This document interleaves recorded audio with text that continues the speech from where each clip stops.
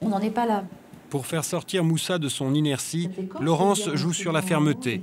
Mais elle veut surtout lui redonner le goût de l'école. Un petit peu. Ouais. T'accepterais quelqu'un d'extérieur, type étudiant par exemple, vienne un petit peu t'aider 1 ou 2 fois par semaine pour un peu reprendre les cours avec toi? C'est une association. Pour aider les élèves, Laurence travaille avec une association qui donne des cours de soutien scolaire gratuitement. D'accord. Bon, je sais que au fond de ton cœur, tu as un petit peu envie de t'en sortir quand même. Ouais. Mais on va pas te lâcher. Tu le sais, ça. On te lâchera pas, au moins sur la présence à l'école. Parce que c'est te rendre service. OK? Bon. Tu réfléchis à tout ça? Je t'accompagne. Moussa parviendra-t-il à considérer l'école comme un moyen de s'en sortir socialement? Son entretien avec Laurence suffira-t-il à le remobiliser? Elle veut se convaincre que c'est possible. Il n'y a pas forcément de fatalité sociale. Il y en a peut-être une, mais il faut essayer d'en réchapper, quoi. Voilà. Donc, et que l'école est, à mon avis, un très bon outil pour ça. Si j'essaye de faire des efforts, peut-être après, ça serait normal pour moi de venir à l'école tous les jours. Je serais stable et après, là, je pourrais faire un métier qui m'intéresse. Tu crois vraiment qu'il y a un lien ou tu dis ça parce que bon, tu penses que c'est ce qu'il faut dire? Non, je pense qu'il y a un lien. Parce que si on a... vaut mieux au moins aller à l'école et avoir un diplôme et faire un petit métier parce que trouver un métier sans diplôme, je crois que c'est pas possible. Pourquoi vous êtes tellement optimiste? Parce que je comprends. C'est bien, hein? Qu'est-ce qu'on me dit?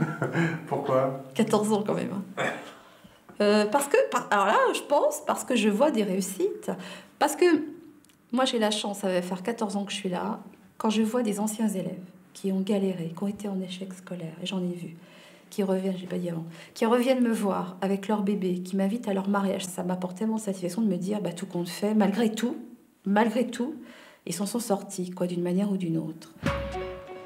S'en sortir d'une manière ou d'une autre. Fabienne, l'assistante sociale d'Aubervilliers, aimerait y croire, elle aussi. Mais à la pause café, elle a surtout envie d'oublier un peu son stress avec sa collègue Mélanie, qui est aussi sa meilleure amie. On décompresse. Et celle qui parle du boulot, ça dépend. moins gratuit. Mais le boulot va les rattraper. Un homme est à l'accueil, il n'a pas d'endroit où dormir ce soir. C'est quel secteur? Un homme seul, il n'y a pas d'enfant. C'est ce qu'on appelle dans le métier une rupture d'hébergement, la hantise de Fabienne. Oh! Il y a quoi là? Qu'est-ce qui se passe? Quelqu'un qui se présente comme étant sans hébergement pour cette nuit, donc on va aller voir ce qu'il en est. Et vous souriez pourquoi? Je souris jaune, ça s'appelle, parce que j'aime pas du tout ça. Pourquoi? J'aime pas du tout ça parce que très souvent on est sans solution à la fin de l'entretien après avoir évalué et donc les gens repartent et sont toujours à la rue. C'est vraiment une grosse source d'angoisse ça pour moi.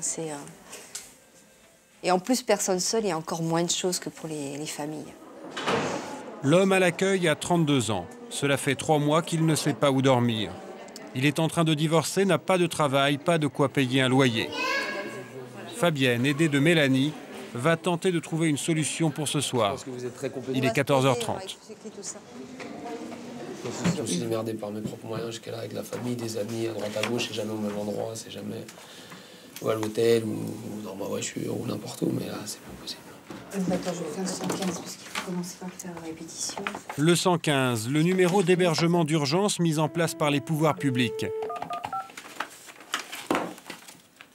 Pas tout à fait au point. Allô? Recommencer. Alors, 1. Vous comptez le nombre de fois? Des fois, on fait ça 100 fois, rassurez-moi.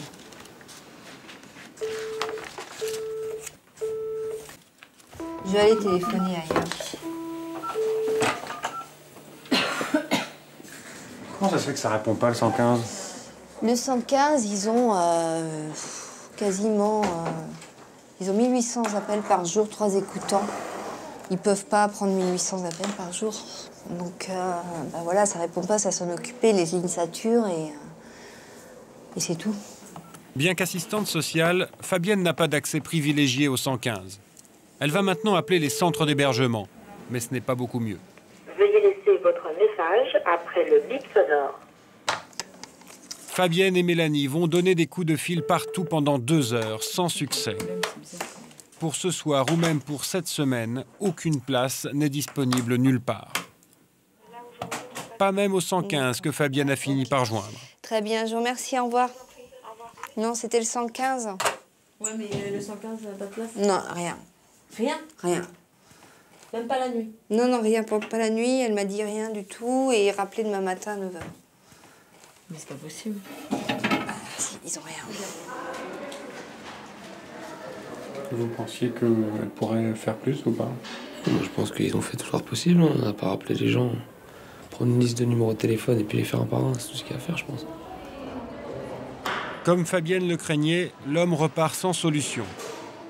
Ce soir, il dormira dans sa voiture. Pour Fabienne, un échec difficile à supporter. C'est quand même dingue. Moi, je vais rentrer chez moi tranquille et lui, il va dormir dans sa voiture ou il va devoir aller demander à quelqu'un de l'héberger encore une fois. C'est d'une grande violence pour nous. Bon, on imagine bien que c'est encore plus violent pour les personnes, mais c'est insupportable de ne pas trouver de solution pour ça. Parce que c'est quand même assez essentiel. Dormir dans la rue, c'est pas possible. Et pourtant, si. Montfermeil, au collège Jean Jaurès, l'heure n'est pas au découragement. L'assistante sociale Laurence Ribocourt est en colère. La comptable de l'éducation nationale en charge du collège a envoyé des menaces de saisie d'huissier à une douzaine de familles qui avaient des dettes de cantine. Laurence n'a pas été consultée. Elle veut s'expliquer avec le principal. La secrétaire du service comptabilité participe à la réunion. Bonjour Muriel, ça va? Ça va et toi? Ouais, bien. Bien, alors, donc... Moi, ce que je veux savoir, c'est sur le parcours administratif, c'est-à-dire avant que ça aille à l'huissier. De toute façon, ça passe par toi. Enfin, je veux dire, on peut bloquer, quoi, avant que ça parte. Ah oui, non, mais là, il y a des courriers qui sont partis. Pour les huissiers. Ah oui, tout à fait. Et sans qu'on me demande mon avis, par exemple. Écoute, nous, on n'a plus d'argent. L'agent comptable, elle exige que l'on fasse partir les choses. Hein. La cantine coûte aux parents 120 € par trimestre. Jusqu'à présent, certains ne pouvaient la payer que grâce au fonds social du collège financé par l'État. Mais ce fonds social a été réduit de 40% l'an dernier. Les 3/4, c'est quand même des situations de fonds social, là. De l'année dernière. Hein. C'est sur une situation comme eux, là, avec les 3 frères et sœurs. C'est une famille qui a toujours fait du fonds social, qui a toujours fait ses dossiers, en temps et en heure, qui a fait ses dossiers de bourse, etc. Et ça, c'est quoi? C'est le fait de l'année dernière qu'on n'avait plus de fonds social et au premier trimestre, les gamins ont continué à manger, il n'y a plus de fonds social, donc ils ont à payer le plein pot. Donc ils vont être directement, en fait, victimes du fait qu'on n'ait pas eu de fonds social sur le 3e trimestre l'année dernière et le premier. Non, Si on avait eu du fonds social, ils ne seraient pas là, quoi. Voilà, ça, c'est la famille qui a été expulsée. On en a discuté en début d'année. Il y a eu une expulsion de la famille. Il faut que tu me donnes les noms des familles qui sont en réelle difficulté. Et moi, je vais demander à l'agent comptable si on peut, sachant que ça va être pour nous, en lui expliquant les cas que tu m'auras expliqués dans le détail, donc de demander à l'huissier qu'il interrompe la poursuite, on dit. Voilà, c'est tout. Mais nous, on est obligé de marquer le coup. Alors, on aurait pu discuter avant, je suis d'accord. Bien, merci beaucoup. Laurence a obtenu le réexamen de 4 cas sur 12. Mais le problème demeure. Depuis la baisse de l'aide de l'État, plus de la moitié des demi-pensionnaires du collège ont dû quitter la cantine. On en est tous à subir, quoi, y compris les fonctionnaires. Alors là, pour le coup, on subit les baisses d'heures, on subit les changements de décision, on subit les décisions politiques, tout le temps. Et dans ces quartiers-là, c'est-à-dire des quartiers où la pauvreté grandit, où les gens galèrent de plus en plus au quotidien, les choix actuels, c'est de les laisser un peu pour compte, de les abandonner. Ils le ressentent comme ça, les habitants, nous aussi. Et on en donne moins pour ceux qui en ont moins. Heureusement pour elle, il y a aussi des moments sympas au collège. Comme cette séance d'essayage avant la classe de neige. Bon, ça, c'est impeccable. Mon pull, toc. Mon habit aussi, ça doit aller. Les enfants n'ont pas de combinaison de ski. Laurence s'est débrouillée pour les avoir gratuitement. Alors les vêtements, c'est des profs, du personnel du collège qu'on donnait. Et puis on a aussi le club de prévention à Rimage, les éducateurs de rue avec lesquels on travaille beaucoup, qui nous ont passer quelques vêtements, puis nous, on leur passe après les nôtres. Enfin, il y a des échanges entre les associations. Ce voyage pourrait paraître anecdotique, mais pour Laurence, il a au contraire une grande influence sur la scolarité des enfants. Grâce à ce genre de projet, après, il y a un climat qui fait que dans la classe, entre les adultes, les enfants entre eux, parce qu'on travaille aussi sur le groupe classe, il y a quand même une solidarité, quelque chose qui se crée. Après, le climat est meilleur et donc on travaille mieux. Voilà, ça fait partie de la prévention de l'échec scolaire aussi. Mais là encore, les choses ne sont pas aussi simples. Non, parce que La moitié des familles ne peut pas payer le séjour. Pour cette maman au chômage, 240 €, c'est hors de portée. Je ne peux pas me déterminer. Pourquoi? Parce que avec les 700 presque 700 et quelques euros que je touche, quand je finis de payer tout ça et les factures, il ne me reste même plus rien pour les enfants.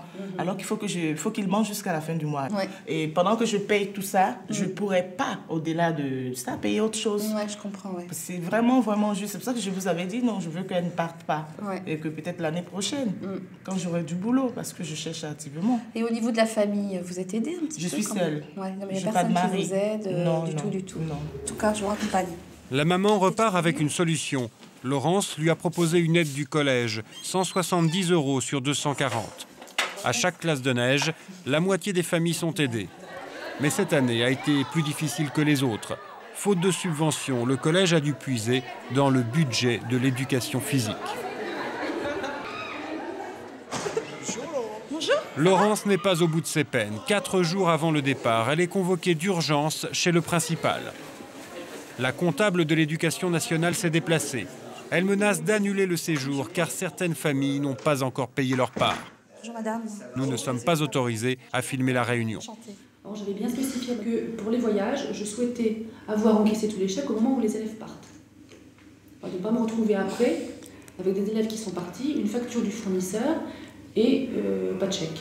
Oui, mais bon, vous savez, la vie, allez les voir, vous comprendrez, entre la vie et puis ce qu'est la théorie et la pratique. Voilà quoi. Moi, je suis agent comptable, j'ai une responsabilité personnelle et pécuniaire. Si je paye alors que je n'ai pas les crédits, c'est moi qui paye personnellement. Alors, moi, je veux bien entendre beaucoup de choses, mais je ne peux pas payer personnellement pour les élèves du lycée ou du collège Jean Jaurès. Moi, je veux que tout soit bouclé sur mon bureau avant le départ.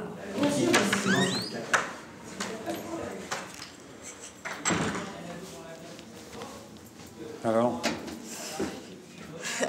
eh bien, on s'est retrouvé face à la problématique comptable de tous les établissements scolaires, c'est-à-dire qu'il y a la comptabilité et puis il y a la réalité, la pratique. Après la réunion, la comptable défend son ultimatum. Comment ça s'est passé alors cette réunion? Très bien. Oui, parce que la logique d'une comptable, c'est pas forcément la même que celle d'une assistante sociale scolaire. Ah non, moi j'ai une logique comptable. Et ça pose des problèmes, non, en l'occurrence? On arrive à les régler. Des consignes en ce moment pour être plus dur avec les collèges ou pas? Absolument pas, non, alors vraiment pas, non. Parce que... On applique la loi de comptable, c'est tout. La loi de comptable met Laurence sous pression. Elle fait le tour des classes pour relancer les élèves et leurs parents. Très important. On ne partira pas sans les chèques. D'accord? N'oubliez pas de ramener les chèques. Laurence et les élèves réussiront-ils à partir? Il lui reste 48 heures pour récupérer tous les chèques. Les obstacles, c'est presque une motivation supplémentaire pour Benoît Candon, l'avocat marseillais. Quand certaines institutions lui résistent, il n'hésite pas à s'attaquer à elles frontalement. Témoin l'histoire qui est arrivée à M. Mamry. Ce père de 4 enfants, sans aucune ressource, n'arrivait pas à nourrir sa famille. Il y a 6 mois, il a demandé au Conseil général une aide sociale à l'enfance, mais a essuyé un refus. Alors, motif, à ce jour, je ne suis pas en mesure de donner une suite favorable à votre demande en l'absence d'éléments permettant d'évaluer votre situation budgétaire réelle. Ils n'y font pas confiance, ils se disent qu'en fait, il est plein de fric, alors il est plein aux as et en fait, il vient demander de l'argent, bon... Benoît Candon a alors poursuivi le Conseil général devant le tribunal administratif, avec un argument jusqu'alors inédit, une nouvelle interprétation du Code de l'action sociale. Lorsque la santé, la sécurité, l'entretien ou l'éducation d'un enfant l'exige et que la famille n'a pas les ressources suffisantes, eh bien, le président du Conseil général accorde une aide financière qui, généralement, est mensuelle. Le texte dit le président du Conseil général accorde une aide financière. Et il y a toujours une différence dans la loi entre le terme, entre le présent et puis une potentialité. Par exemple, le président du Conseil général peut accorder une aide. C'est pas pareil que accorde. Là, il accorde, il doit accorder. Des arguments qui ont su convaincre les juges. Maître Candon a obtenu pour M. Mamry une première aide de 320 €. Je tiendrai au courant, ou vous, si vous recevez, vous me dites. C'est dur de se battre contre des grosses institutions comme ça? C'est assez amusant parce que souvent elles font mal leur travail et jamais personne n'est allé mettre leur nez dans ce type de problème. Son nez, pardon. Donc en général, c'est couronné de succès. C'est-à-dire qu'on se rend compte qu'il y a des pratiques administratives qui sont complètement délirantes, quoi. Bon. Benoît Candon aime visiblement la bagarre. Il reçoit maintenant Madame Boussessou. Son propriétaire la poursuit pour des loyers impayés que Maître Candon va contester. Mais pour l'avocat, l'affaire ne doit pas s'arrêter là. Il veut à son tour attaquer le propriétaire pour l'insalubrité de son logement. On profite de la première procédure où elle doit comparaître devant le juge pour s'expliquer sur les loyers. Elle va demander dans la même audience au propriétaire de s'expliquer sur l'insalubrité. Et ensuite, en passant par une expertise, elle aura la preuve, elle pourra revenir devant le juge avec la preuve que le propriétaire s'est vraiment pas du tout acquitté de ses obligations d'entretien du logement et donc demander des dommages et intérêts en contrepartie. Voilà où habite la famille de Madame Boussessou, un quartier qui sera bientôt démoli. Nous, même le canapé, il va partir. Le principal problème ici, c'est l'eau, l'humidité qui remonte du sol. Il est devenu noir. Oui. Voilà. Ah, mais j'avais en bas. Regardez, je vais toucher. Voilà. Regardez. Qu'est-ce que c'est ça? Et quand on lui a dit au propriétaire l'autre fois, il y a du champignon qui a poussé ici. Bon, moi, j'ai dit champignon parce que je ne suis pas spécialiste. Oui. Il a dit, moi, le champignon, je le mange. Voilà. Ah, je vais vous faire voir la cuisine, si vous voulez bien. Là, regardez, c'est les toilettes de la dame en haut. Alors, s'ils vont aux toilettes, là, vous voyez pas dans les tuyaux, là, vous voyez pas un peu de trucs marrons, là? Quand ils tirent les trucs marrons, là, collés. C'est les besoins de en haut, ils font leur truc, ils tirent, et ça tombe là, mais comme c'est un peu ouvert, oui, là, il y a des gouttes qui tombent. J'étais en train de préparer, et j'entendais des gouttes qui tombaient là, sur la machine. Et moi, j'ai pas vu, j'ai dit, mais qu'est-ce que c'est? Je regarde et je vois, là, les gouttes qui tombent de là. J'ai arrêté de préparer, j'avais même pas envie de manger. J'ai pris le petit et je suis sortie. Regardez les prises électriques. Malgré l'insalubrité des lieux, le loyer s'élève à 400 €. Selon les locataires, le propriétaire n'a jamais fait les travaux qui s'imposaient. Pour l'avocat, il est hors la loi. L'audience a lieu cet après-midi au tribunal d'instance de Marseille. Benoît Candon s'apprête à plaider pour Madame Boussessou. Le propriétaire s'est déplacé, c'est un ancien marchand de biens qui possède de nombreux appartements à Marseille. Très à l'aise, il tient ouvertement des propos racistes. C'est une clientèle un peu spéciale, de maghrébins, de toute espèce. J'ai des immeubles où il y a des Français, j'ai aucun problème. Ça m'énerve, c'est tout. Et on verra le jugement si c'est ça que la décision. Enfin, si c'est vraiment injustice, eh ben, ça va être bien rendu. Non, mais je vous pose la question simplement. Est-ce que c'est d'après vous des conditions décentes pour vivre là? Non, mais seulement on devait le reloger. Il devait être relogé par la mairie. Et les conditions qui ne sont pas décentes, elles sont... Qui est responsable de ça? Qui est responsable? Le sol, hein, c'est tout. Hein. Ah, je vous assure, au bas, on a mis une pompe qui évacue l'eau continuellement. Je ne sais pas si d'où ça sort, cette source. Mais même s'il y a un problème de source en dessous, il y a un problème d'humidité, donc c'est vous qui êtes responsable, juridiquement non? Il faut quitter l'appartement, c'est tout. Hein. Mais vous reconnaissez qu'on ne peut pas vivre dedans? Je ne reconnais rien. Non, je ne reconnais rien. Non, mais là, vous posez des questions frappes, là. À la sortie de l'audience, Maître Candon semble optimiste. On en a appris une bonne, c'est qu'il est poursuivi par le tribunal de police aussi, pour les infractions au règlement d'hygiène qu'il a commises. Parce qu'il a été rappelé à l'ordre depuis au moins un an par les services d'hygiène et il n'a rien fait. Bon, moi j'explique parce que je suis en retard. Maître Candon et Madame Boussessou sont toujours dans l'attente du jugement. Bon bah alors, ok, ça va. A priori, j'ai pas besoin de vous là. Hein? Allez, au revoir. Retour dans le Pas-de-Calais, à Liévin. Stéphane Coquerel, le banquier qui veut changer la vie des pauvres, a parfois des déconvenues. C'est ici que l'association pour laquelle il travaille, l'ADI, finance les créations d'entreprises de ceux à qui toutes les portes se sont fermées. Contrairement à l'avocat marseillais et aux assistantes sociales, Stéphane Coquerel se sent proche des valeurs libérales. Plutôt que d'affronter le système, il préfère croire aux vertus de l'initiative individuelle. La lutte contre la pauvreté, elle est dans l'initiative. C'est-à-dire que mais je crois réellement que la création de son propre emploi, le microcrédit, donc ce qu'on applique au quotidien, c'est une façon justement de se remettre en route et de trouver un moyen de s'en sortir de par soi-même. C'est-à-dire en devenant son propre patron, en se mettant à son compte et en ne dépendant plus d'un employeur. Et ça, c'est très libéral. C'est à l'opposé de l'assistanat, quoi. S'en sortir par soi-même, une belle idée. Mais pas toujours simple à mettre en pratique. Qu'est-ce qui vous arrive encore? Ben non, rien, voilà. Alors c'est passé comme ça. Vous avez un souci là ce matin? Non, j'ai pas de soucis, c'est toujours les mêmes tous les jours, quoi, voilà. Pourquoi votre souci ce matin? Parce que voilà, j'ai reçu les mouvements au débit à la caisse d'épargne. Et que en fait, donc je vois, c'est une page par créateur. Et donc je vois un ensemble de projets qu'on a financés qui ont des mouvements de trésorerie négatifs. Et voilà, et c'est problématique parce que c'est des chèques sans provision. S'ils ne sont pas couverts, ils vont être rejetés. S'ils sont rejetés, ça va engendrer des frais. Si ça va engendrer des frais, ça va diminuer la trésorerie, qui va donc faire qu'il y aura encore moins de trésorerie, donc moins de provisions, ce qui fait que ce sera des mouvements... Enfin, c'est une mauvaise spirale, quoi, voilà. Donc voilà. Ça a l'air de vous mettre en colère. Hein. Ça me met pas en colère, ça me...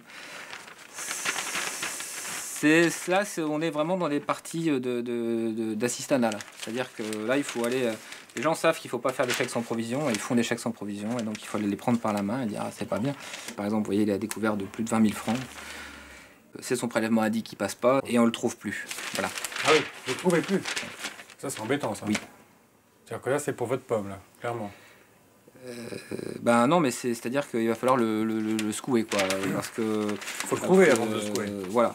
Si jamais vous n'arrivez pas à récupérer cet argent, on va vous taper sur les doigts? Oui, enfin, moi on mesure aussi mon taux d'impayé, et si mon taux d'impayé augmente, bah c'est forcément des reproches qu'on va me faire, enfin que mon supérieur hiérarchique me fera, d'un manque d'efficacité. Voilà. Des fois, vous vous dites que les banquiers, ils ont peut-être raison de refuser, alors? Les banquiers traditionnels. Des fois, je me dis que je comprends pourquoi les banquiers ne vont pas sur ces projets-là. Voilà. Et je comprends aussi pourquoi nous, on y va. Parce que si on n'y allait pas, nous, on n'apporterait pas de solution à ces gens-là. Voilà. Un entrepreneur parti sans laisser d'adresse, des problèmes de trésorerie pour d'autres, Stéphane Coquerel est parfois découragé. Mais il a aussi des satisfactions. La livraison aujourd'hui d'une baraque à frites est l'épilogue d'un long combat. Chez Valou et Choupette, c'est la friterie de Valérie Griselin et de sa mère. Elles doivent toutes les deux une fière chandelle à Stéphane Coquerel. J'ai fait une création d'entreprise grâce à l'ADI et qui me suivent. Et bon, j'ai travaillé pendant 1 an et on m'a mis le feu à ma friterie. Quelqu'un vous a mis le feu? Oui. Vous savez pas pourquoi? Non. Peut-être de la concurrence ou du vandalisme ou je sais pas exactement. J'étais assurée d'une perte d'exploitation et je pensais avoir l'assurance de friterie dedans, mais j'avais pas d'assurance dedans. Vous ressentez quoi là? Ça... Heureuse, j'ai du mal vraiment à réagir encore pour l'instant. Je me demande si je suis dans un rêve ou la réalité, quoi. Stéphane Coquerel leur a reprêté 5 000 €. C'est le premier versement pour l'achat de la nouvelle baraque à frites. Vous travaillez combien d'heures par semaine alors? Bon, on compte pas les heures. On compte pas les heures? Non. Pour nous, c'est... 10h, 11h, minuit, ça dépend. Tant que le client est là, on sert. Et vous commencez à quelle heure le matin? On arrive ici, moi j'arrive pour 7h, elle arrive pour 6h. On a vu qu'elle avait une capacité de travail dingue et qu'elle était capable de rembourser. Quand il a fallu réintervenir, la banque ne voulant toujours pas y aller, parce que le fait est qu'il y a eu le problème d'assurance, etc., qui fait qu'il y a un ensemble d'éléments qui font qu'elle n'était toujours pas finançable par la banque en direct. Mais on a pu remonter l'intervention sans aucun problème, parce qu'on avait en plus l'assurance que c'est un emplacement qui marche, quoi. Chez Valérie Griselin, l'ancienne friterie est toujours là, totalement carbonisée. Elle est triste. Stéphane a vraiment changé sa vie. Auparavant, Valérie vivait grâce au RMI. Depuis, son quotidien s'est beaucoup amélioré.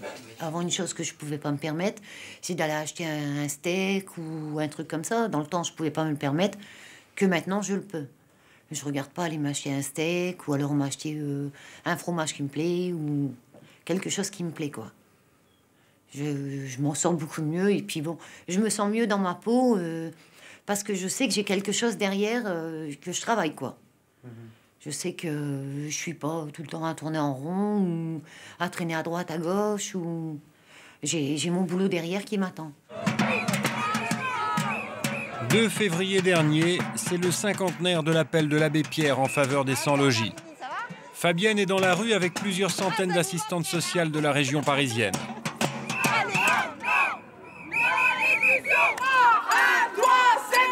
Elles veulent faire pression sur le gouvernement pour qu'il construise 300 000 logements sociaux de plus en Île-de-France.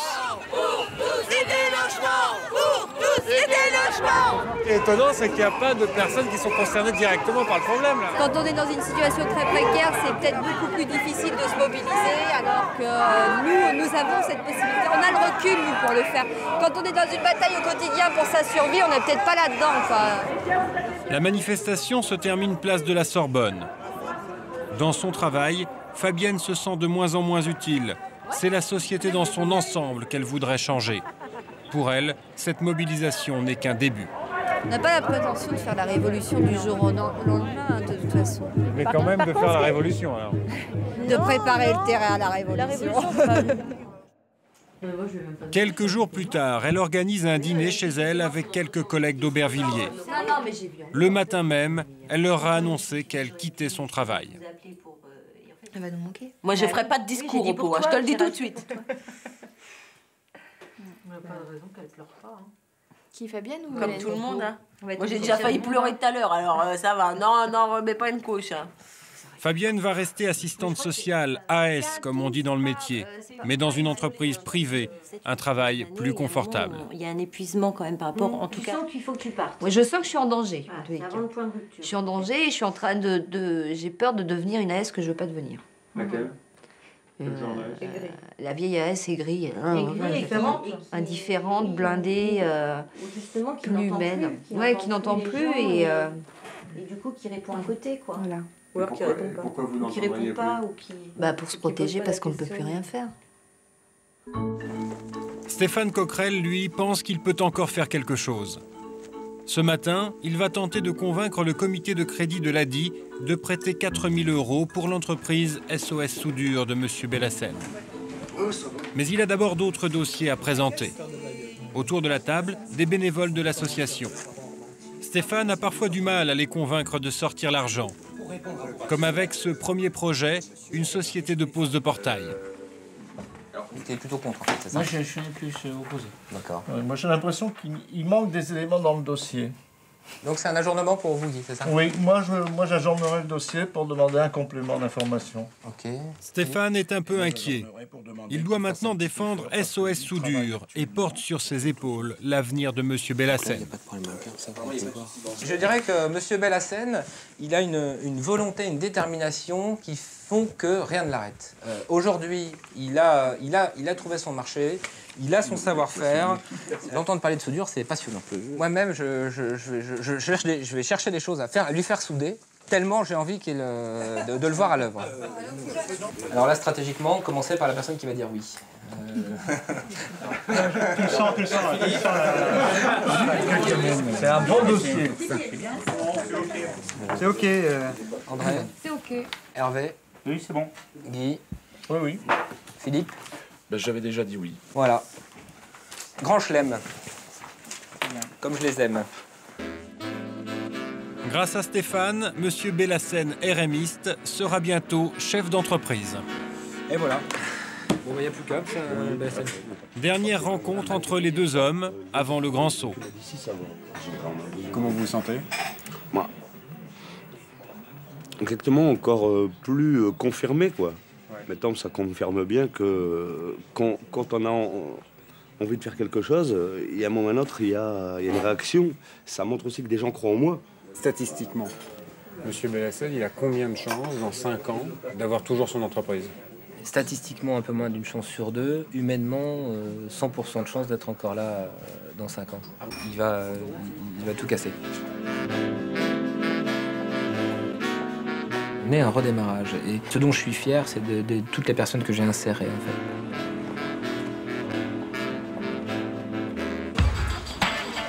Dimanche 1er février, Laurence peut être fière elle aussi.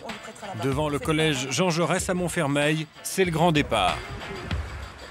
Ça n'a pas été facile, mais son obstination a payé. Alors vous avez tous les chèques? Non, mais on a une grande partie, toutes les familles ont participé en tout cas, voilà. Et on a du reste de l'argent qui rentrera après. Et la comptable alors, vous l'avez eu? Eh bien on l'a vu hier, vendredi matin, donc on a fait le point et en fait elle a listé simplement que tout le monde ait donné une participation. Tout le monde a donné une participation, elle a des attestations comme quoi ils paieront après, pas de souci. D'accord. Voilà, mais on a une majorité quand même. Donc vous avez trouvé un compromis avec elle alors? Voilà, sans souci, oui. Pour qu'ils puissent souci, partir. Avec quelques petits soucis quand même. Oui, hein? mais bon, on arrive, c'est ça, hein. Il faut bien ensemble y arriver, il faut trouver un compromis pour qu'ils puissent partir. T'as déjà été à la montagne? Non, jamais. Et donc t'as jamais vu la neige sur la montagne là? Si, à la télé. À la télé. D'accord, t'es content de partir alors? Ouais, comme victoire. C'est une belle victoire d'avoir emmené tous ces gamins, parce qu'on a quand même une classe dont les 3/4 des gamins sont de la cité, qui part à 100%, et ça c'est une belle victoire.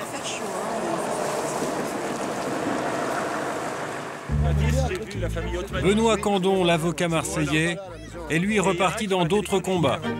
Les locataires de cet HLM ont fait appel à lui pour être relogés. Je fais le tour, vous montrez ce qui va pas du tout, ok? Ah ouais. Ouais, regardez, franchement, ça. C'est carrément le mur qui bouge. Et oui, tout. Le mur bouge, la paroi bouge. Et plus que fantaco zombie. Et oui, c'est vrai. Moi, j'ai une arme, là, ici. Enfin, j'estime qu'on est un peu en position de force. C'est qu'on a la loi pour nous, pour une fois. Enfin, totalement pour nous. C'est-à-dire que la loi dit... C'est reparti pour un tour. Après 7 ans de plaidoirie, Benoît Candon n'a pas l'intention de lâcher de sitôt son combat pour les pauvres. Imaginez que vous emménagez dans cette superbe maison. Imaginez que vous passez de superbes vacances en été comme en hiver. Imaginez que vous n'avez aucun souci pour payer les études de vos enfants. Contrairement à ce que vous pourriez penser, ces publicités ne s'adressent pas aux consommateurs riches, mais aux plus pauvres. Ce marché est aujourd'hui en pleine expansion. Un marché très rentable qui cible tous ceux qui, aux États-Unis, sont au bord de la misère. Et qui se fait du cash à part moi? Les cuistots, les arbitres de football, les peintres et les serveurs. Ici, vous pouvez obtenir de 2600 à 20 000 $ en cash.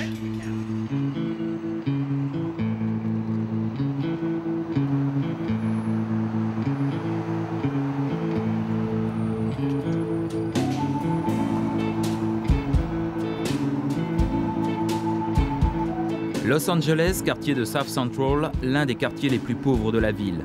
Ici habitent les Noirs, les Latinos. Les banques traditionnelles ont déserté les ghettos américains. Pour elles, un pauvre n'est pas un client sérieux. Résultat, un nouveau business florissant occupe la place. Les premiers à avoir exploité le filon, ce sont les prêteurs sur gage. Aujourd'hui, ils sont plus de 15 000 aux États-Unis, 2 fois plus qu'il y a 10 ans. Dans ces boutiques, les clients peuvent emprunter un petit peu d'argent après avoir mis en caution un bien personnel. Un mont-de-piété à l'américaine, avec des taux d'intérêt très élevés. Regardez comme ça brille. Le patron, c'est lui, David McKiry. Après une courte carrière dans l'immobilier, il est venu s'installer dans le quartier dans les années 60. David n'a pas honte de son activité, il la considère même comme un service public. Nous, on est les banquiers du quartier. Les banques ne veulent déjà pas prêter 500 ou 1000 $ aux pauvres. Alors pour ceux qui ont besoin de 50 $ ou de 100 $, les banques leur éclateraient de rire au nez. Ils n'ont pas de compte épargne. Ils n'ont que quelques bijoux en or, surtout les latinos. Ils amènent beaucoup de bagues et de bracelets et ils empruntent quelques centaines de dollars. Parmi les habitués de cette boutique, nous rencontrons Yvette Lévy. Employée dans une crèche et mère de 6 enfants, son salaire ne lui permet pas de faire des économies. Elle fait partie des working poor, les travailleurs pauvres. Ils sont des millions aux États-Unis. Aujourd'hui, Yvette doit emprunter pour payer son loyer. Elle a apporté toutes ses bagues dans l'espoir d'obtenir un prêt de 150 $. Ils vous donnent un peu d'argent pour chaque bague. Elles ne valent pas grand-chose, vous savez. 36 $ pour toutes celles-ci et 80 $ pour celle en or avec des petits diamants. C'est ma bague de mariage. Ça, c'est du bon matos. C'est le patron qui a la charge de l'évaluation du prix des bijoux. Un travail essentiel dans son commerce. Il pèse l'or de chaque bague et en mesure minutieusement la taille des pierres. On prête l'équivalent du tiers ou du quart de la valeur des bijoux. Voyez sa bague? Je pourrais peut-être la vendre 150 $. Yvette obtient 160 $. Selon elle, les bijoux ont coûté 1 200 $ à l'achat, soit plus de 7 fois la somme que le prêteur sur gage veut bien lui prêter. Vous voyez, il y a une date limite. Passé cette date, les bijoux leur appartiennent immédiatement et ils ont le droit de les vendre. Ensuite, ils risquent de se retrouver là avec les autres bijoux, vendus à un prix bien supérieur à ce qu'ils vous donnent pour votre gage. L'or des pauvres est ici, dans la salle des coffres. C'est là que vous gardez les objets de valeur? Oui. En fait, ils passent 2 semaines dans ce coffre et ensuite, ils sont ici, dans le grand coffre. Tout ça appartient au client. Ça, c'est les flingues. Ne montrez pas les armes. Ça ne sera pas diffusé aux États-Unis. C'est pour votre protection? Oui. Il faut que je m'en débarrasse. Légalement, on n'a plus le droit d'avoir des armes. Oh non, vous pouvez quand même me donner plus que ça pour une télé. Au moins 75 $, non? 50? Non? On préfère fonctionner avec l'or et les diamants. Les autres articles, on les prend juste pour faire plaisir aux clients, en espérant qu'un jour, après nous avoir apporté leur vélo, leur télé, ils vendront leur or. L'or, c'est plus facile à gérer. En échange de ces bijoux, Yvette a obtenu un prêt de 160 $. Elle a désormais 4 mois pour rembourser non pas 160, mais 195 $, intérêt oblige.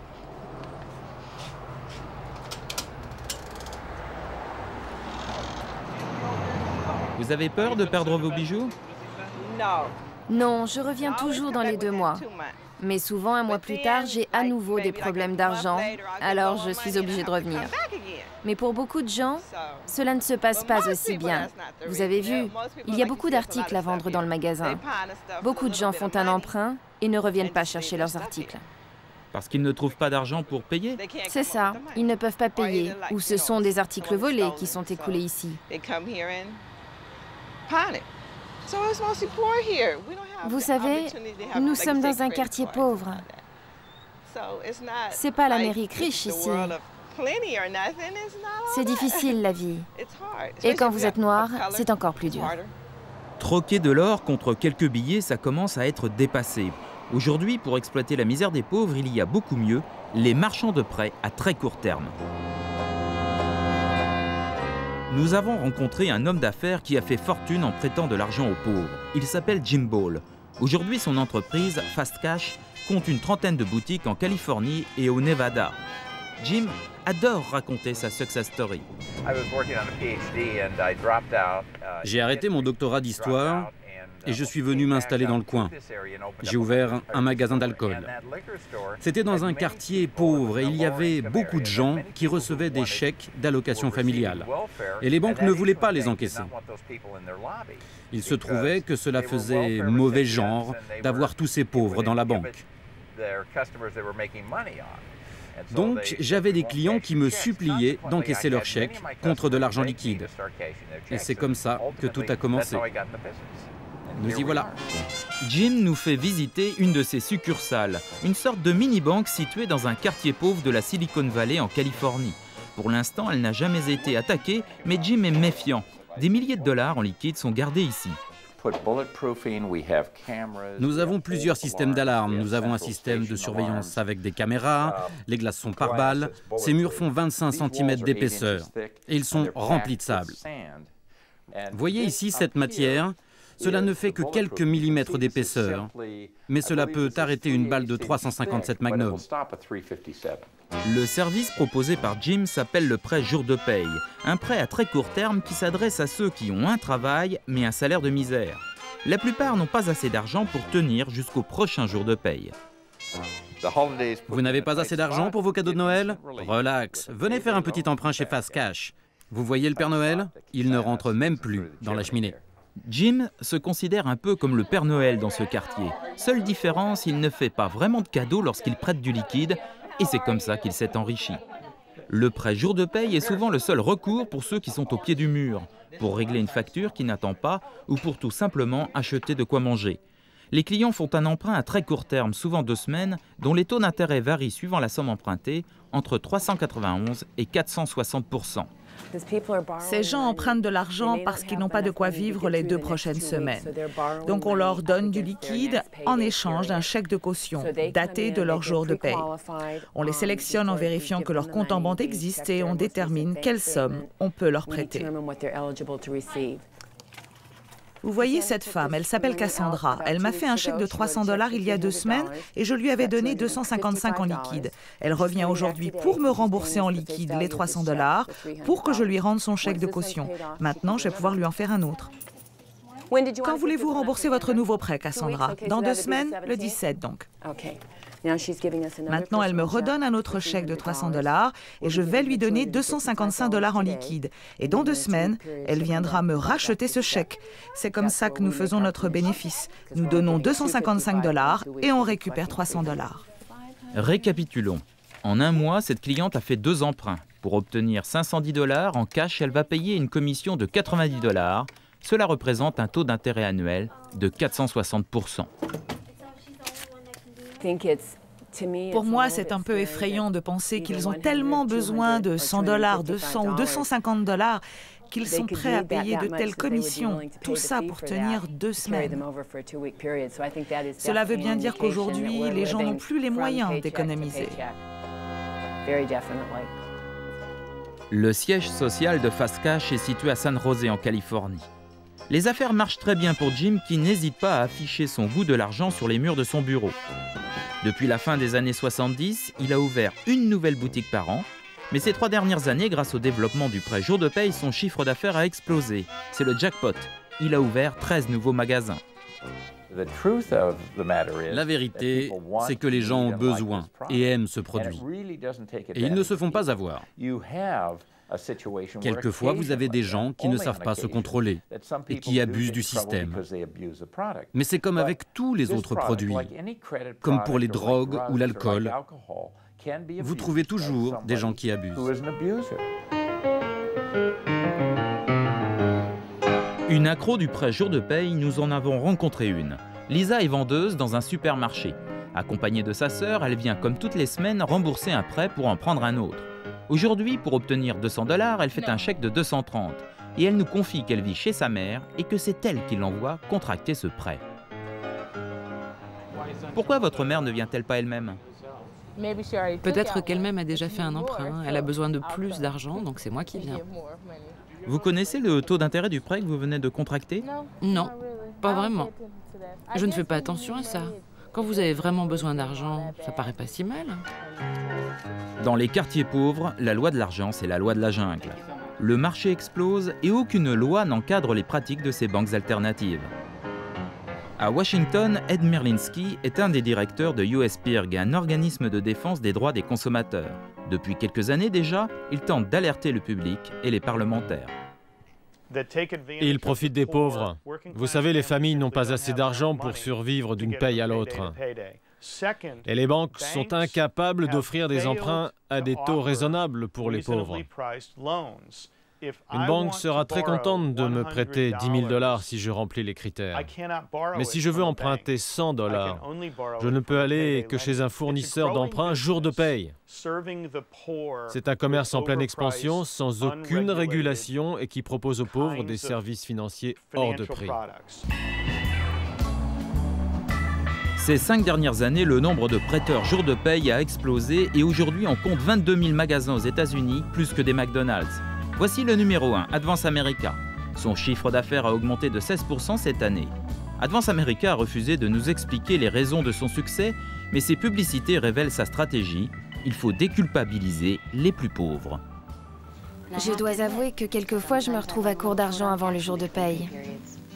Est-ce que ça fait de moi quelqu'un de mauvais? Non, ça arrive à tout le monde, c'est la vie. Quand je viens chez Advance America, personne ne me fait culpabiliser. Personne ne me dit « Hey, vous avez de la chance qu'on soit là ».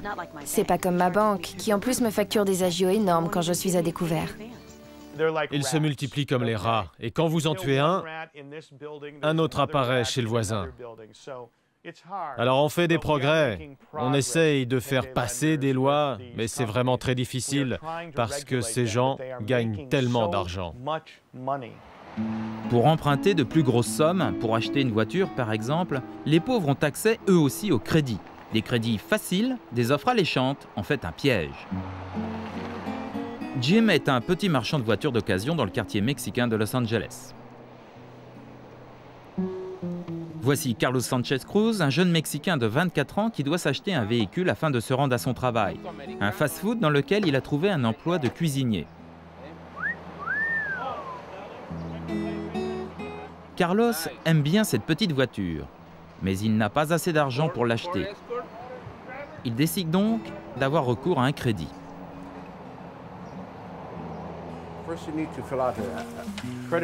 D'abord, il faut remplir un formulaire de demande de crédit. Permis de conduire, numéro de sécu et référence de travail. Ensuite, nous allons envoyer ce formulaire à la société de crédit et ils vont se renseigner sur sa note de crédit.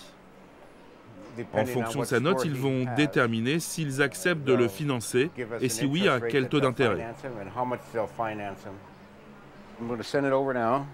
Voilà, j'envoie le fax et dans 1 heure ou 2, on devrait avoir la réponse. C'est à ce moment-là que se met en branle la machine du crédit américain.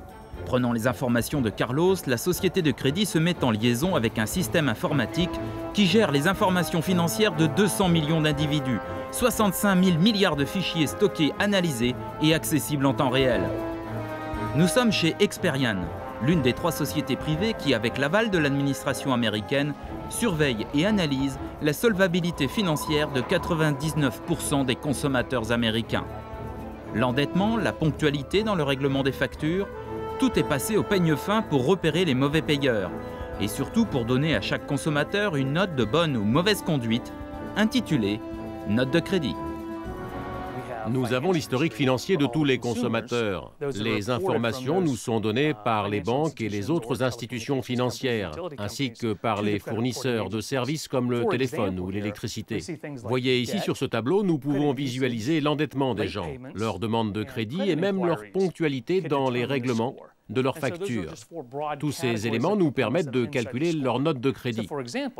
Par exemple, quelqu'un qui paye ses factures en retard aura une note de crédit plus basse que celui qui paye en temps et en heure. Autre exemple, quelqu'un qui est endetté, lui aussi, aura un score plus médiocre que quelqu'un qui n'a pas de dette.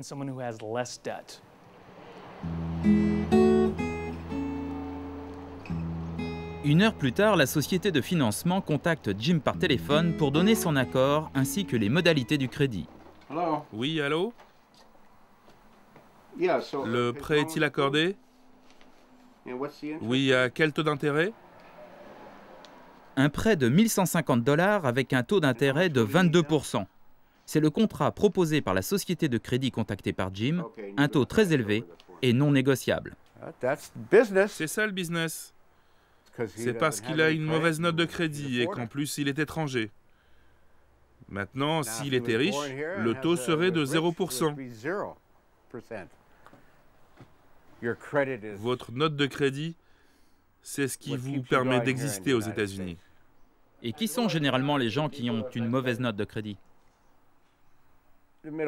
Les classes moyennes et les pauvres. Les gens veulent tout acheter, même quand ils n'ont pas les moyens. C'est ça l'Amérique. Bien, on va aller voir ta nouvelle voiture. Enfin, ta nouvelle voiture d'occasion. Le vendeur demandait 1 650 $ pour la voiture. Avec le prix du crédit, Carlos va finalement payer 745 $ supplémentaires.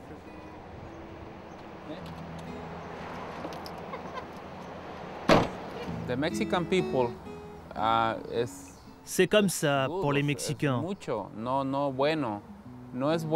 Toujours des tarifs plus chers. C'est n'importe quoi. Jim, le vendeur de voitures, n'a personnellement rien à gagner dans la transaction du crédit. Il ne touche pas de commission et il prend même un risque. C'est lui qui garantit le prêt.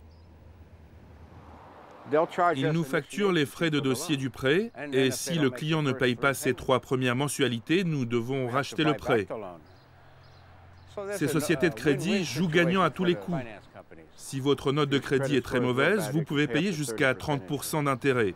C'est pour ça qu'on dit que les riches s'enrichissent et que les pauvres restent pauvres. On préfère qu'ils restent à leur place. Pénaliser les gens qui ont une mauvaise note de crédit, c'est la règle dans la société américaine. Nous partons à Washington pour rencontrer Matthew Fellow, un professeur du prestigieux Institut de recherche Brookings. Pendant 1 an, il a mené l'enquête dans les quartiers pauvres. Son étude révèle aujourd'hui l'une des dérives du système financier américain. La note de crédit est utilisée pour établir les taux d'intérêt des emprunts, mais également pour faire payer encore plus cher les produits et les services que consomment les pauvres des ghettos américains. La plupart des gens qui viennent habiter dans un quartier pauvre comme celui-là se disent que dans ce genre d'endroit, la vie doit être moins chère. En fait, c'est le contraire. En général, les gens qui habitent ici ont des notes de crédit inférieures à ceux qui vivent dans les quartiers plus riches. Et étant donné que les sociétés d'assurance et que les sociétés de crédit utilisent cette note pour fixer leurs tarifs, les pauvres se retrouvent à payer plus cher leurs assurances et les remboursements d'emprunts de leur maison. Tout ça parce que leur note de crédit est inférieure. Selon l'étude de Matthew Fellow, la note de crédit moyenne dans les quartiers pauvres est de 18% inférieure à celle des classes moyennes. Une ségrégation par l'argent qui ne dit pas son nom et qui précipite les plus pauvres dans la misère. On parle toujours de spirale de la pauvreté. Moi, je parle d'un dérèglement du marché. Les entreprises s'aperçoivent, ou en tout cas ont l'impression, que cela coûte plus cher de faire du commerce avec les pauvres. Donc pour se protéger, elles augmentent leurs tarifs. Cela a comme conséquence de faire payer les pauvres un prix plus important pour leurs produits de base. Et comme ils ont moins les moyens de payer, cela entraîne un taux de faillite et d'impayés bien plus important. Et le résultat, c'est que commercer avec les pauvres revient plus cher. C'est un cercle vicieux, basé quelquefois sur des réalités économiques et d'autres fois sur des pratiques de prédateurs. La machine à fabriquer du score de crédit dicte désormais sa loi. Aucun Américain ne peut y échapper. Pour ceux qui ont une bonne note, les banques leur ouvrent encore leurs portes. Ils ont droit à un prêt de première classe, très avantageux, à un taux d'intérêt de moins de 7%. Mais pour les mal notés, de nombreux organismes financiers proposent ce qu'on appelle les prêts de deuxième classe. Des prêts avec des taux d'intérêt annuels de plus de 7%, qui atteignent souvent 10%, voire plus. Un marché en pleine expansion. Aujourd'hui, un consommateur américain sur 4 a recours à ces prêts de deuxième classe. Bonjour, je m'appelle Nathan et je suis un banquier prêt à vous aider même si votre note de crédit est mauvaise. On était noyés sous les dettes. On voulait utiliser la plus-value de notre maison pour s'en sortir. Nous, on allait se faire expulser de notre maison. Grâce à eux, nous avons obtenu l'argent dont nous avions besoin en moins de 5 jours.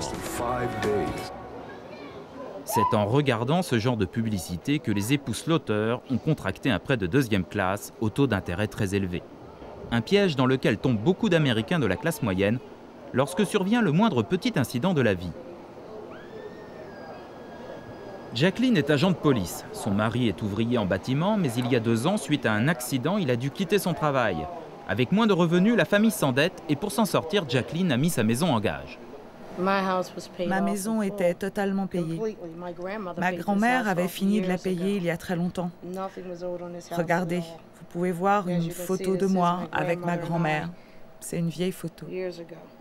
Aujourd'hui, la maison de famille n'appartient plus tout à fait à Jacqueline. En effet, elle n'a obtenu un prêt pour rembourser ses dettes qu'à condition que sa maison serve de garantie. Si elle ne rembourse pas son prêt, sa maison sera vendue. Mais le remboursement de son prêt de deuxième classe coûte cher à Jacqueline. Le taux d'intérêt est trop élevé. Je savais que ma note de crédit n'était pas très bonne car je m'étais endettée en m'occupant de ma famille.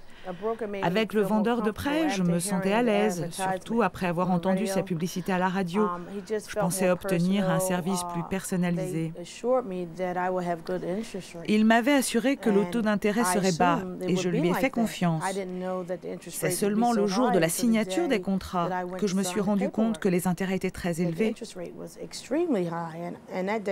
J'étais très contrariée, mais à ce stade, je ne pouvais plus rien faire. Mon temps était compté et il fallait que j'éponge des dettes immédiatement. Ils ne m'ont pas laissé de porte de sortie. Une fois les contrats signés, il n'y a plus rien à faire. Jacqueline, officier de police, connaît la loi. Aujourd'hui, elle s'en mord les doigts car les termes de son emprunt sont effarants. Au bout du compte, pour emprunter moins de 33 000 $, elle devra rembourser un total de 96 135 $, dont 63 280 $ d'intérêt. J'étais tellement furieuse contre eux que je ne préfère pas vous dire ce que j'avais envie de leur faire. Mais bon, je me suis calmée et j'ai remis tout ça dans les mains de Dieu. Cela ne devrait jamais arriver, ce genre de choses. Jamais et à personne. Ça vous démolit une vie. Je me suis débarrassée de mes agios et de mes pénalités. Un seul paiement par mois et il s'occupe du reste. Les emprunts de seconde classe avec leur taux d'intérêt élevé font le bonheur du marché financier américain. Le chiffre d'affaires de ce type de prêt a explosé ces 10 dernières années pour passer de 91 à 516 milliards de $. C'est à Wall Street que les sociétés de crédit vont chercher les investisseurs qui financent les prêts de deuxième classe. Mais prêter aux pauvres, aux mauvais payeurs, c'est considéré comme risqué. Des sociétés sont spécialisées dans ce qu'on appelle ici la sécurisation des investissements. Nous sommes ici chez Greenwich Financial. Ce géant de la finance fait partie des leaders sur le marché de la sécurisation des emprunts de deuxième classe, avec un volume de 183 milliards de $, en 2004. Peter DiMartino est banquier d'investissement. Sa mission, éliminer tous les risques grâce à des outils financiers très sophistiqués. A priori, on pourrait penser que les prêts de deuxième classe sont plus risqués pour les investisseurs que les prêts de première classe, mais pas du tout. En fait, notre procédé de sécurisation met en place un mécanisme de protection financière qui permet de protéger les investisseurs du marché des prêts de deuxième classe. Une fois ce travail accompli, nos actions générées par les prêts de deuxième classe ont le même taux de rentabilité que celles générées par les prêts de première classe. C'est ça la sécurisation. Et qui finance cette sécurisation, les investisseurs ou les consommateurs? Je préfère ne pas répondre à cette question. Peter ne nous en dira pas plus. Les détails de la sécurisation, de la mise en confiance des investisseurs sont jalousement gardés par Wall Street. Et pour cause, ils ne sont pas toujours avouables. Pour en savoir plus, nous avons rencontré un expert de ce système opaque.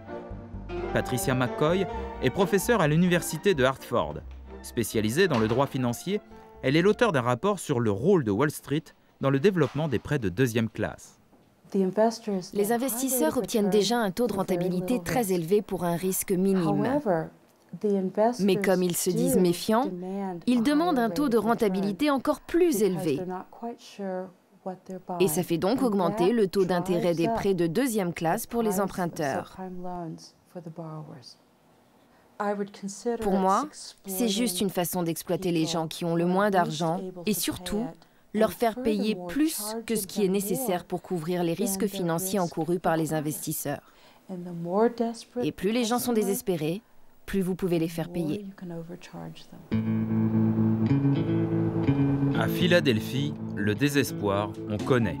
Cette ville est un des hauts lieux de la pauvreté aux États-Unis. La précarité et l'exclusion sociale frappent plus de 20% d'une population en majorité noire. À cela s'ajoute un nouveau phénomène, celui des petits propriétaires qui ne peuvent plus payer leur traite et qui sont expulsés par les sociétés de crédit. À Philadelphie, une moyenne de 1000 personnes par mois perdent leur maison. Nous avons rencontré Danny quelques jours avant son expulsion de sa petite maison dans le ghetto sud de Philadelphie. Ses problèmes ont commencé il y a 5 ans lorsqu'il a perdu son emploi suite à une blessure. Il est aujourd'hui dans l'incapacité de rembourser un emprunt de 25 000 $. J'ai peur de perdre cette maison. C'est tout ce que j'ai jamais possédé dans ma vie. Je l'ai acheté quand je me suis marié. Je ne voulais pas reprendre un emprunt, mais c'est ma femme qui voulait faire des réparations. En ce moment, je dois 25 000 $. Mais avec les frais d'avocat de 15 000, plus les frais de mise en vente de la maison par le shérif, j'en suis à 40, 42 000. Pour eux, c'est un bonheur, les procédures d'expulsion. C'est un commerce lucratif aux dépens des gens. Danny s'est réfugié dans la dernière pièce habitable de la maison. Il est désespéré. Le remboursement de sa dette est devenu insurmontable. Ce qui vous assassine, ce sont les intérêts et les pénalités pour les retards de règlement. C'est ruineux. Quand vous vous retrouvez comme ça, dos au mur, c'est la déprime qui vous gagne. Vous devenez un ermite, l'angoisse vous gagne, avec les factures qui continuent à arriver. Vous avez la sensation qu'il n'y a pas d'issue, il y a de quoi se suicider. C'est le shérif à Philadelphie qui a la charge de vendre aux enchères les maisons des particuliers en faillite au profit des sociétés de crédit. Aujourd'hui, plus de 900 maisons vont être vendues en quelques heures. Nous ne pouvons pas entrer dans la salle, mais nous avons tout de même glissé un micro à l'intérieur. Et une maison, c'est vite vendu. Écoutez.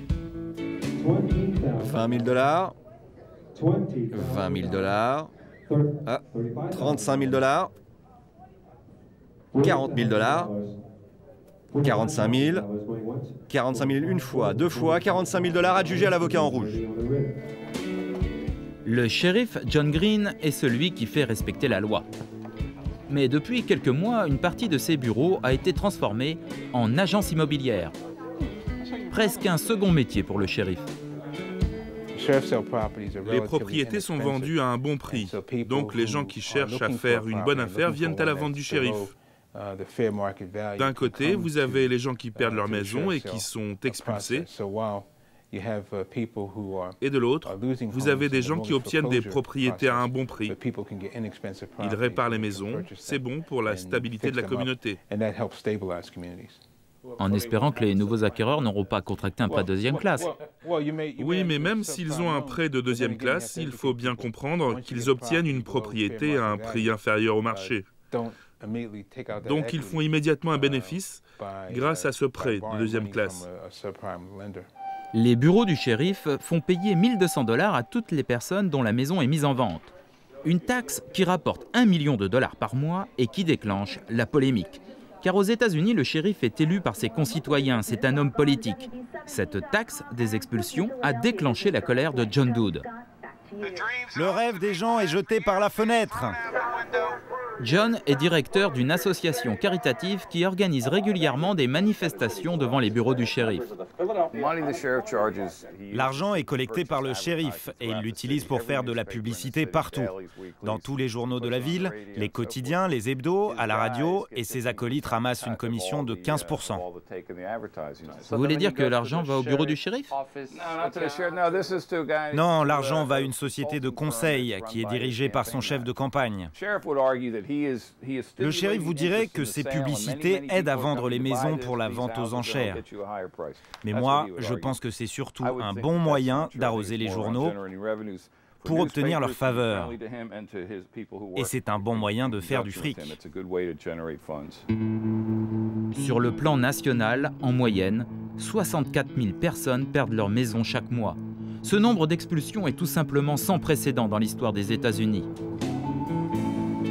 Afin de mieux comprendre les raisons de ce désastre économique et social, l'État de Pennsylvanie a commandé une étude à Ira Goldstein, un expert dans le financement immobilier. Voici la carte de Philadelphie, avec ici les quartiers avec les plus forts taux d'expulsion. Dans les 3/4 des cas, ce sont des gens qui ont contracté des emprunts de deuxième classe. Les gens ne peuvent tout simplement pas faire face à leurs paiements. C'est vraiment un énorme commerce. Le volume des prêts de deuxième classe a augmenté de façon exponentielle depuis le milieu des années 90. À la même vitesse que les taux d'expulsion? Oui, à la même vitesse. Les quartiers avec les taux les plus importants sont en général ceux dans lesquels il y a une majorité de Noirs. À Philadelphie, la communauté noire est la plus pauvre. C'est la cible numéro 1 des marchands de prêts de deuxième classe. Et parfois, ils n'hésitent pas à abuser des plus faibles.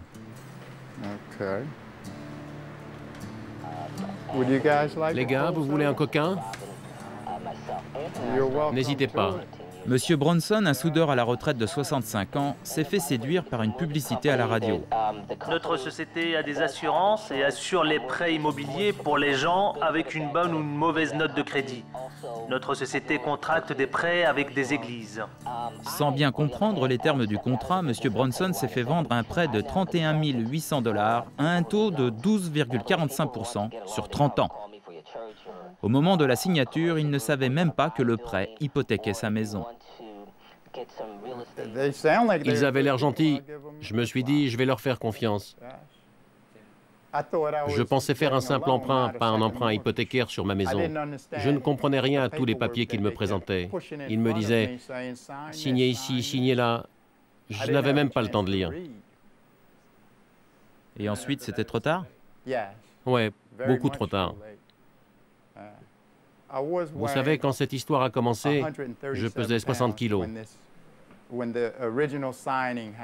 Et maintenant, je n'en pèse plus que 49 et je continue à plonger. Je décline chaque jour un petit peu plus. Pour se sortir d'affaires, M. Bronson a trouvé de l'aide. Une organisation gouvernementale dont la fonction est de faire respecter l'égalité raciale dans l'État de Pennsylvanie lui a envoyé cet avocat, Charles Nyers. L'avocat a trouvé un argument juridique de poids. Il accuse ceux qui ont vendu le prêt de M. Bronson d'avoir pratiqué une politique commerciale raciste. Les États-Unis ont des lois très puissantes pour protéger la personne ou lutter contre le racisme. Et ces lois sont beaucoup plus punitives que les lois qui protègent les gens des prêts abusifs. Notre commission a été capable de prouver que ceux qui faisaient ce genre de crédit ciblaient manifestement les Afro-Américains. Et nous avons prouvé qu'ils faisaient leur publicité en utilisant seulement des médias afro-américains, notamment leurs shows radio sur les grandes ondes. La société de crédit, la société des frères McGlone, a été condamnée en première instance à une suspension de licence, mais surtout à une amende de 910 000 $. Les McGlone ont fait appel. La peine est suspendue en attendant une décision définitive de la Cour d'appel de Pennsylvanie. Suite au refus répété des McGlone de nous accorder un rendez-vous, nous décidons de rentrer dans leur bureau avec une caméra cachée. Anthony McGlone se montre brièvement et la surprise, il est lui-même afro-américain. Vous savez pourquoi on est là? Oui, et on m'a conseillé de ne pas vous parler. Ah bon, on vous a conseillé de ne pas nous parler? Oui, c'est mon avocat qui m'a dit de ne pas vous parler. Vous m'obligez à me répéter. Appelez donc mon avocat puisque vous avez son numéro. Nous avons appelé l'avocat des McGlone plusieurs fois. Et il a finalement bien voulu nous recevoir. Si je comprends bien la position de cette agence gouvernementale, elle nous dit que ces gens ne sont pas aptes à prendre leurs propres décisions quand il s'agit de contracter ou non un prêt. Je pense que c'est une erreur. Si ce genre de jugement était confirmé par les tribunaux, alors on retournerait à la situation des années 70 et 80, à l'époque où les Noirs étaient incapables d'emprunter. Je dis les Noirs, mais en fait je voulais dire les pauvres. Ça, ce sont des photos de famille. Cette maison est remplie de souvenirs. Le temps presse pour M. Bronson. Le verdict de la Cour d'appel qui condamnerait définitivement les McGlone arrivera probablement trop tard. J'ai reçu les papiers de la procédure d'expulsion. Il va falloir qu'on trouve un endroit pour habiter. Et à mon âge, je ne peux pas tout recommencer.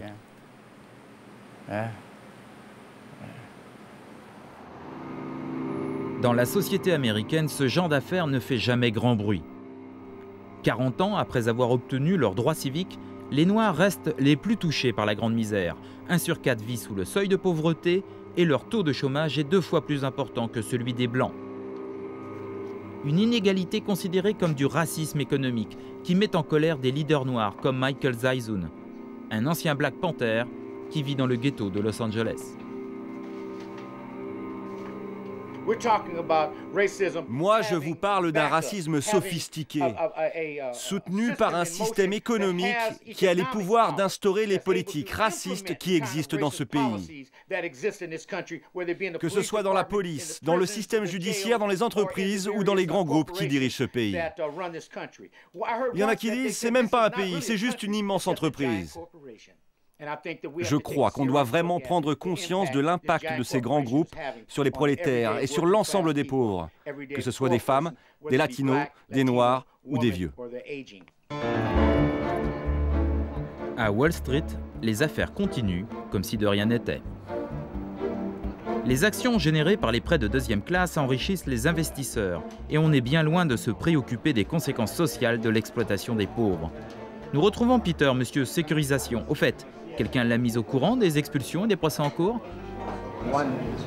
Dites-moi, ces prêts à fort taux d'intérêt entraînent souvent des expulsions, quelquefois des procès. Qu'est-ce que vous en pensez?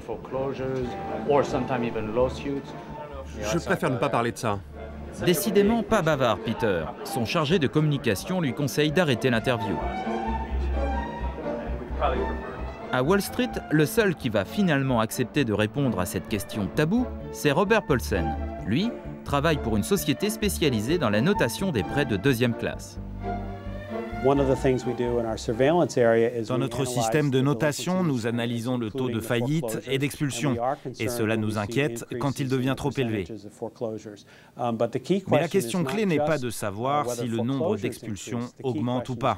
Ce qui nous intéresse, c'est de savoir s'il y a une diminution des profits pour nos investisseurs. Mais comme dans la majorité des cas, les propriétés ont pris de la valeur, les pertes sont minimisées pour les actionnaires. Donc les investisseurs sont protégés. D'une façon générale, oui. À travers les principaux investisseurs comblés par le marché, les banques, les sociétés d'assurance, les fonds de pension, c'est finalement tout le système financier qui profite des revenus générés par les emprunts de deuxième classe. Et tant pis si les perdants sont toujours les mêmes, les pauvres. Un jour, on va découvrir l'étendue de ce scandale. Et le Parlement sera bien obligé de changer les lois. Cela n'arrivera pas cette année, mais un jour, cela devra arriver. C'est peut-être avec la société Ameriquest que le scandale va éclater. Ameriquest, c'est le plus gros fournisseur de prêts de deuxième classe du pays. Une part de marché de plus de 20%, un chiffre d'affaires de 80 milliards de dollars en 2004. Ameriquest a refusé toutes nos demandes d'interview et pour cause. Cette société fait l'objet de 25 enquêtes fédérales et d'une multitude de procédures engagées par des groupes de consommateurs. Rien ne peut vous faire plus rêver qu'une maison. Quand les gens d'ici rêvent d'acheter une maison ou d'obtenir un crédit hypothécaire, c'est moi qu'ils appellent. Je suis spécialiste des prêts. Je suis là pour réaliser vos rêves. Ameriquest, le fier sponsor du rêve américain. Le rêve américain, ce retraité de 76 ans n'y croit plus. Tout commence il y a 1 an et demi. Un vendeur d'Ameriquest réussit à vendre à M. Bailey un crédit hypothécaire de 350 000 $. Chaque mois, il devra rembourser 3 600 $. Seul problème, M. Bailey vit avec une retraite de 900 $ par mois. Après une faillite presque immédiate, M. Bailey s'affole et s'enfuit de sa maison, qui est vendue 2 mois plus tard par Ameriquest. J'aurais dû demander de l'aide, mais j'avais trop honte pour demander quoi que ce soit. Ils m'ont vraiment trompé. Vous savez, ils ont trafiqué mon dossier. Ils m'ont menti, vraiment, sur toute la ligne. Quelques semaines après avoir quitté sa maison, M. Bailey prévient son jeune neveu qui ignorait tout de l'histoire. En consultant le dossier du prêt, John soupçonne tout de suite l'escroquerie. Le premier élément que j'ai trouvé bizarre, c'était le montant du prêt. Même si le prix de sa maison a augmenté depuis les années 70, lui prêter 357 000 $, ça fait beaucoup. Ensuite, j'ai vu à combien l'organisme de crédit évaluait ses revenus. Et là, j'ai vu que c'était trop. Alors qu'il a juste une petite retraite. Je me suis dit, mais qui lui a vendu un prêt pareil? C'est Kurt Peterson, un avocat de San Francisco, familier avec les tactiques douteuses d'Ameriquest, qui reprend l'affaire en main. L'avocat découvre immédiatement des irrégularités dans le dossier.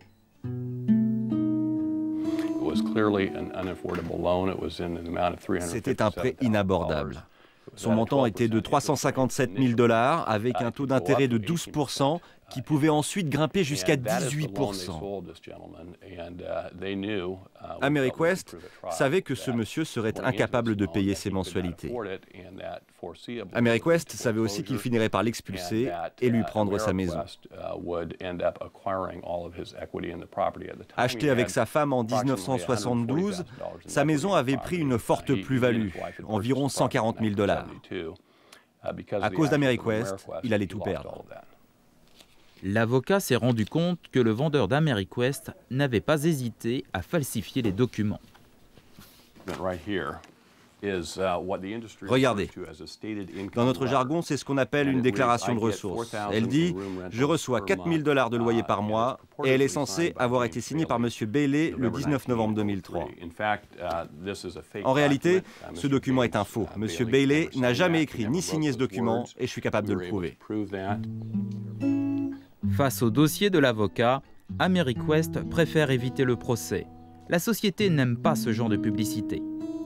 Après avoir fait vendre la maison pour se faire rembourser l'emprunt, Ameriquest décide donc de racheter la maison et de la rendre à M. Bailey, en lui versant en prime de copieux dommages et intérêts. Bonjour, content de vous voir à la maison.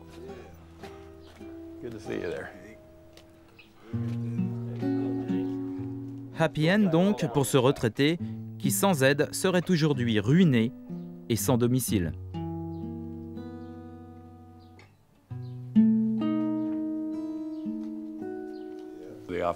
Ils ont offert un arrangement très intéressant pour vous dédommager.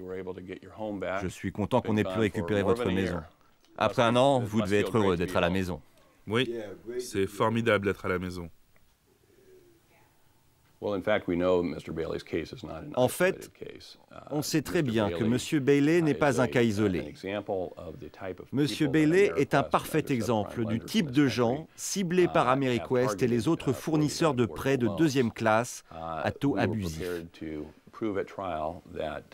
Dans notre dossier, nous avions plusieurs autres témoignages de victimes, des gens qui ont vécu les mêmes épreuves que M. Bailey. Assez de témoignages en tout cas pour prouver que ces pratiques sont monnaie courante chez Ameriquest. Le 24 juin 2005, la société Ameriquest fait la une du Los Angeles Times, qui titre sur le plus important procès de l'histoire intenté contre une société de crédit. La procédure a été engagée par plusieurs milliers de victimes qui accusent Ameriquest de discrètement changer les termes des contrats de crédit avant leur signature. Ce procès qui se tient à San Mateo, en Californie, n'est d'ailleurs qu'une formalité. La société Ameriquest a d'ores et déjà annoncé qu'elle s'engageait à verser 50 millions de dollars de dédommagement aux victimes. Le premier à sortir de l'audience, c'est Neil McCarthy, l'avocat des plaignants. Une bonne journée pour lui puisqu'il vient d'empocher une commission de 10 millions de dollars. 10 millions silence compris, puisque sous la pression d'Ameriquest, les deux parties se sont formellement engagées à ne plus parler à la presse. Quelques minutes plus tard, c'est l'avocat d'Ameriquest qui fait sa sortie, et lui non plus n'est pas très bavard. Je peux vous poser une question ? Nous nous sommes engagés à ne pas parler dans le contrat de négociation, et je dois le respecter. Je ne peux pas parler à la presse. C'est une bonne affaire pour Ameriquest ? Je ne peux vraiment rien vous dire. Parlez à cet homme, il travaille pour Ameriquest. Je peux vous poser une question ? Non, on vous enverra une déclaration officielle. Le seul qui accepte finalement de nous parler, c'est cet avocat, Aaron Myers. Lui-même impliqué dans une autre procédure contre Amerique West, il a été entendu à cette audience comme simple témoin. Sa parole est donc libre. 50 millions, c'est de l'argent de poche pour Amerique West.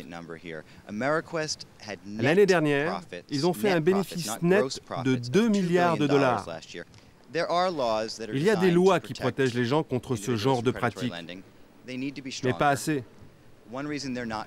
La raison pour laquelle nous n'avons pas plus de lois pour protéger les gens, c'est que ces institutions financières forment des lobbies très puissants. Tous les plus grands donateurs du Parti républicain sont des institutions financières, ou plutôt les milliardaires qui les dirigent. Le meilleur exemple, c'est Roland Arnold, le propriétaire d'Amerique West. Le fondateur d'Amerique West, c'est lui, Roland Arnold. Avec une fortune personnelle estimée à 3 milliards de dollars, il est l'un des hommes les plus riches des États-Unis. Une fortune qu'il met au service de plusieurs hommes politiques. Arnold Schwarzenegger en a profité, plus d'1 million de dollars pour payer sa campagne au poste de gouverneur ont été donnés par Amerique West. En 2004, Roland Arnold a été le grand collecteur de fonds de la campagne présidentielle de George Bush. Et pour le récompenser, le président des États-Unis a récemment offert à Roland Arnold un poste d'ambassadeur en Hollande. Seul souci, un ambassadeur des États-Unis doit être confirmé par le Sénat. Dans ce document vidéo qui montre une réunion du Comité des Affaires étrangères, un petit groupe de sénateurs est chargé de valider les différentes candidatures proposées par le président américain. Aujourd'hui, Roland Arnold est interrogé par 2 sénateurs démocrates opposés à sa nomination. Barack Obama, le seul sénateur noir des États-Unis, et Paul Sarbanes. Alors, si je comprends bien, Amerique West fait l'objet d'une multitude d'enquêtes fédérales dirigées par les procureurs. Et dans combien d'États? Je ne sais plus très bien, j'ai plusieurs chiffres. 25, 30, 35. C'est bien ça? Oui, c'est ça, il y a plusieurs chiffres, on ne sait pas exactement combien. Donc l'essentiel de ces investigations porte sur vos pratiques commerciales. On accuse votre entreprise de pratiquer des commissions excessives et même de falsifier des documents. À cause de tout ça, des gens ont été trompés. Des gens ont été détruits dans certains cas. Alors il me semble que votre envie de régler ces histoires devrait aujourd'hui être absolument sans limite. Dans les années 80, quand j'ai fondé cette société, contrairement aux banques, on a permis à toute une catégorie de gens qui avaient des mauvaises notes de crédit d'emprunter. C'est vrai qu'on a eu des problèmes, mais on les a corrigés. Vous savez, quand vous avez 16 000 employés, des accidents peuvent arriver.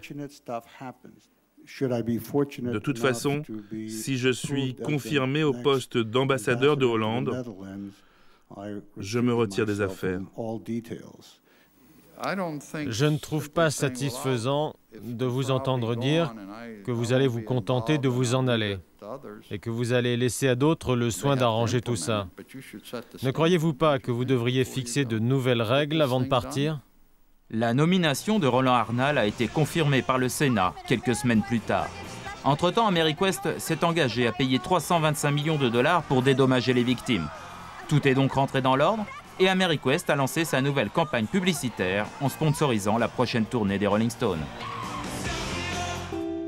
Pendant ce temps, le système économique et financier américain continue à fabriquer des pauvres, des surendettés, des expulsés. En un an, plus d'1 million d'Américains sont passés sous le seuil de pauvreté.